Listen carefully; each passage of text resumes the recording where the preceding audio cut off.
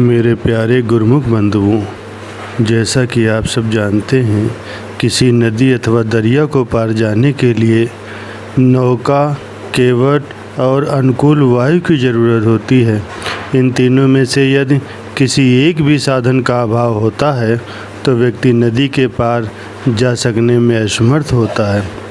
जब नदी अथवा दरिया इन साधनों के अभाव में पार नहीं किए जा सकते तो दुर्गम भवसागर के पार जाने का तो प्रश्न ही नहीं उठता।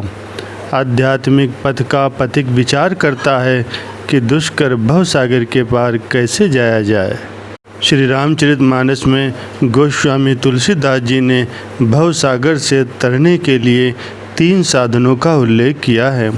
सबसे प्रमुख साधन मानव शरीर माना गया है, किंतु ये शरीर ऐसे ही प्राप्त नहीं हो जाता।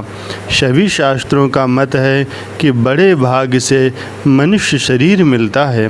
काकभूषण जी की शरणागत जाकर अपने मोह का निवारण करने के लिए गरुड़ सबसे पहले उनसे यही प्रश्न करते हैं कि हे नाथ, हे धीर बुद्धि, पहले ये बताइए कि सबसे दुर्लभ कौन सा शरीर है।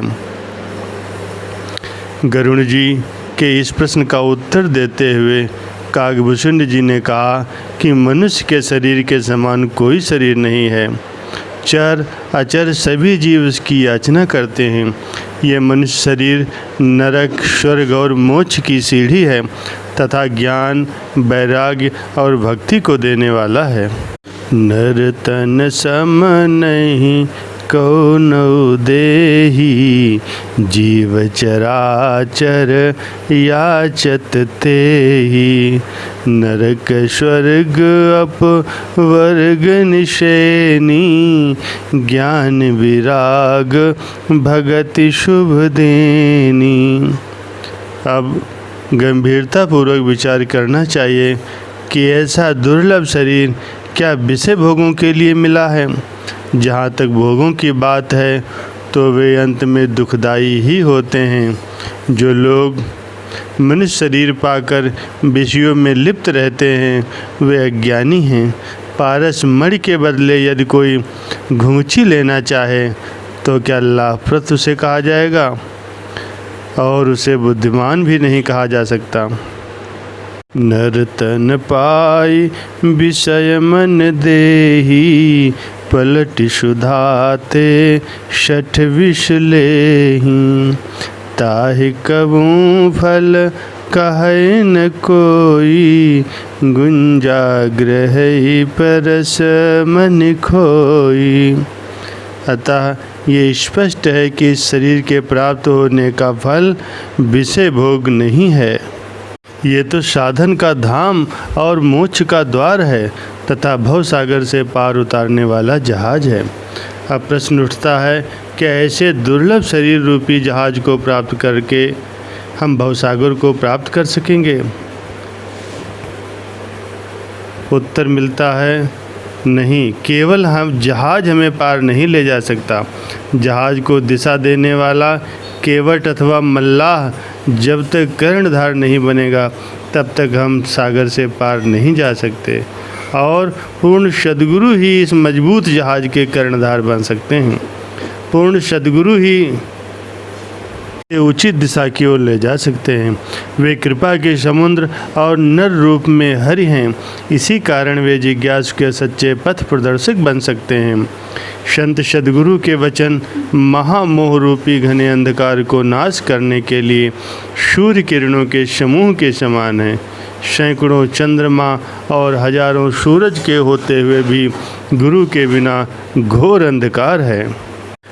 हम सभी ने दुर्लभ मनुष्य शरीर को तो प्राप्त कर लिया, किंतु यदि सद्गुरु की चरण शरण ग्रहण नहीं की तो दिशा बोध कौन देगा। ज्ञान प्राप्ति के लिए गुरु की शरण ग्रहण करनी ही होगी। संत कबीर साहब जी के अनुसार, चल सतगुरु की हाट, ज्ञान बुद्धि लाइए, कीजिए साहिब से हेत, परम पद पाइए। यदि हम संसार सागर को पार करना चाहते हैं तो केवट से मिलना ही होगा। संसार सागर का प्रवाह बड़ा तीव्र है। आशा, तृष्णा, काम, क्रोध, लोभ, मोह, अहंकार आदि विकार हर समय लीलने को तैयार रहते हैं। गुरु की कृपा नहीं हुई तो इस भयंकर तीव्र धारा के वेग से हमें कौन बचाएगा। सद्गुरु ही बाँह पकड़कर जीव को विकारों के प्रबल वेग से निकालकर गंतव्य तक ले जा सकते हैं। गुरु की आवश्यकता और उनकी महिमा का बखान करते हुए संत दयाबाई जी फरमाती हैं, गुरु बिन ज्ञान ध्यान नहीं होवे, गुरु बिन 84 मग जोवे, गुरु बिन राम भक्ति नहीं जागे, गुरु बिन अशुभ कर्म नहीं त्यागे। गुरु ही दीन दयाल गोसाई, गुरु सरने जो कोई जाई, पलटें करें कागसु हंसा, मन को मेटत हैं सब संसा।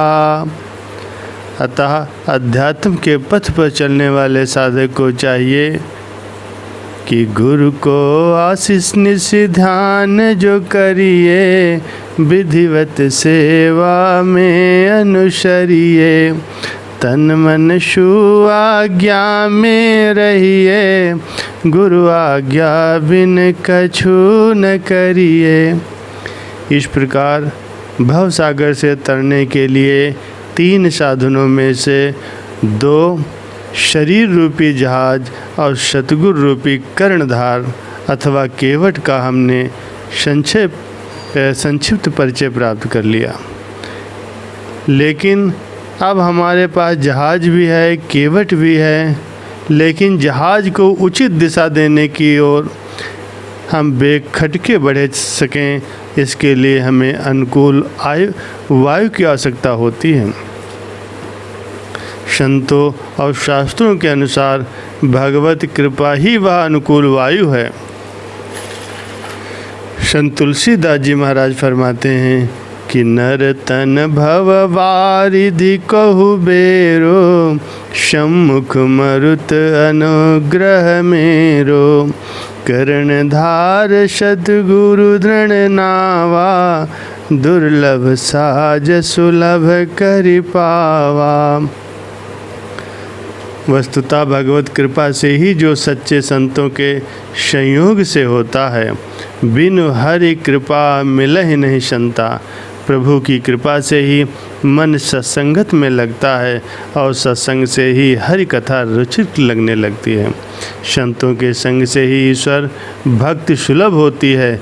सत्संगत ही आनंद और कल्याण की जड़ है, क्योंकि इसके बिना विवेक की प्राप्ति नहीं होती।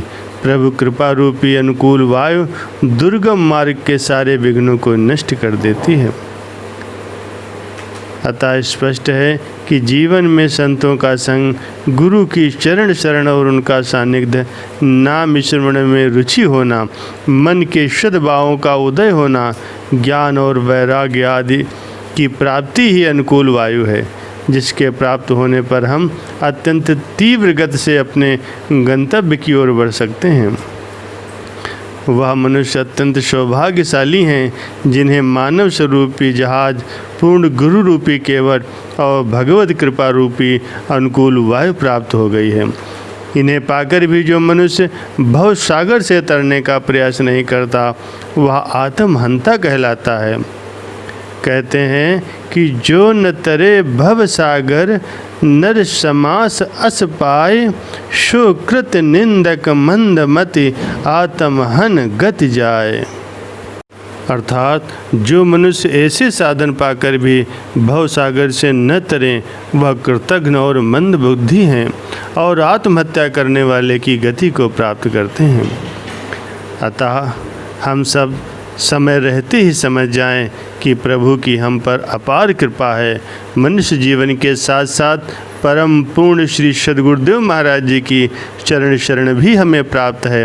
अतः हमें समय का सदुपयोग करना चाहिए। श्री सद्गुरुदेव महाराज जी के द्वारा प्रदर्शित मार्ग पर हमें अग्रसर होकर बेखटके अपने लक्ष्य को प्राप्त करना चाहिए और यही हमारी अभिलाषा भी होनी चाहिए।